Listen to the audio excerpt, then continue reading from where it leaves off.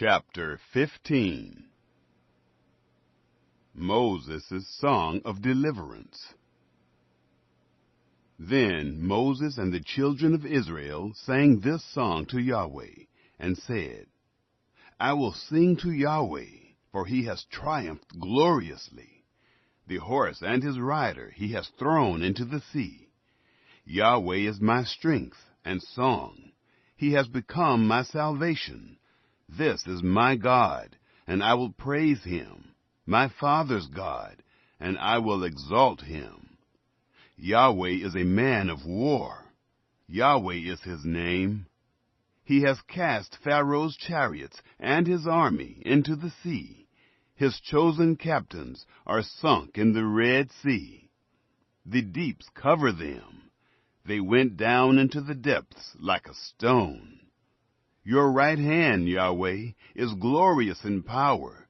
Your right hand, Yahweh, dashes the enemy in pieces. In the greatness of your excellency, you overthrow those who rise up against you. You send forth your wrath. It consumes them as stubble. With the blast of your nostrils, the waters were piled up. The floods stood upright as a heap. The deeps were congealed in the heart of the sea. The enemy said, I will pursue. I will overtake. I will divide the spoil. My desire shall be satisfied on them. I will draw my sword. My hand shall destroy them. You blew with your wind. The sea covered them.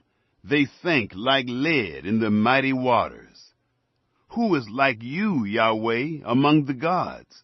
Who is like you, glorious in holiness, fearful in praises, doing wonders? You stretched out your right hand. The earth swallowed them. You, in your loving kindness, have led the people that you have redeemed. You have guided them in your strength to your holy habitation. The peoples have heard. They tremble. Pangs have taken hold on the inhabitants of Philistia. Then the chiefs of Edom were dismayed. Trembling takes hold of the mighty men of Moab. All the inhabitants of Canaan are melted away. Terror and dread falls on them. By the greatness of your arm, they are as still as a stone. Until your people pass over, Yahweh, until the people pass over who you have purchased. You shall bring them in and plant them in the mountain of your inheritance, the place, Yahweh, which you have made for yourself to dwell in, the sanctuary, Lord, which your hands have established. Yahweh shall reign forever and ever. For the horses of Pharaoh went in with his chariots and with his horsemen into the sea, and Yahweh brought back the waters of the sea on them. But the children of Israel walked on dry land in the midst of the sea. Miriam, the prophetess, the sister of Aaron, took a tambourine in her hand, and all the women went out after her with tambourines and with dances. Miriam answered them, Sing to Yahweh, for he has triumphed gloriously. The horse and his rider he has thrown into the sea. The waters of Marah. Moses led Israel onward from the Red Sea, and they went out into the wilderness of Shur. And they went 3 days in the wilderness, and found no water. When they came to Marah, they couldn't drink from the waters of Marah, for they were bitter. Therefore its name was called Marah.